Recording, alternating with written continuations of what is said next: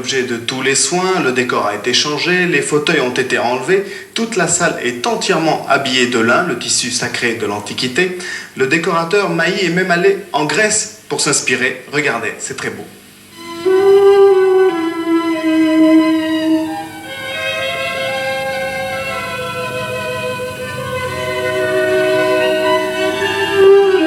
Le lin était un tissu très utilisé sous l'Antiquité, aussi bien en Grèce qu'en Égypte.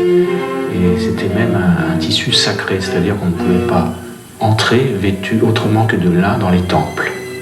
Donc c'est un tissu sacré. Et bon, les temples du XXe siècle, ce sont un peu les théâtres. Donc je me suis dit, prenons comme matériau de départ le lin.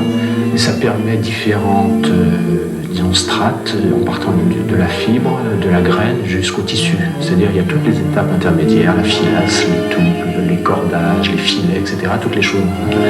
Et ça donne une variété de matériaux infinie presque, tout en donnant une unité au décor.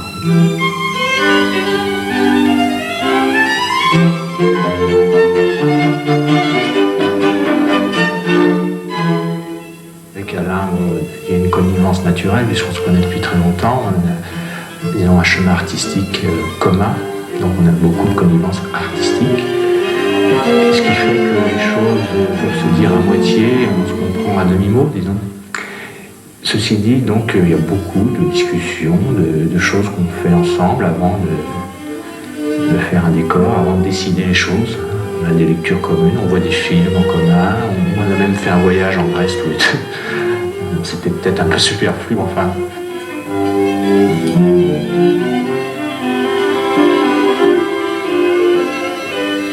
Le décor doit être fait avant, souvent. Or ici, on a essayé de transgresser un peu cette règle qui fait que les comédiens arrivent et le décor est déjà conçu, les costumes sont déjà conçus. Mais des idées, finalement, c'est facile d'avoir des idées. L'inconvénient, c'est qu'on a souvent trop des idées. Et ce qui est très dur, c'est de garder l'idée, qui soit la meilleure, bien sûr. Et au fur et à mesure qu'on discute, les choses se resserrent et à un moment, c'est évident, ça devient évident. C'est ça, et puis ça ne peut plus être autrement.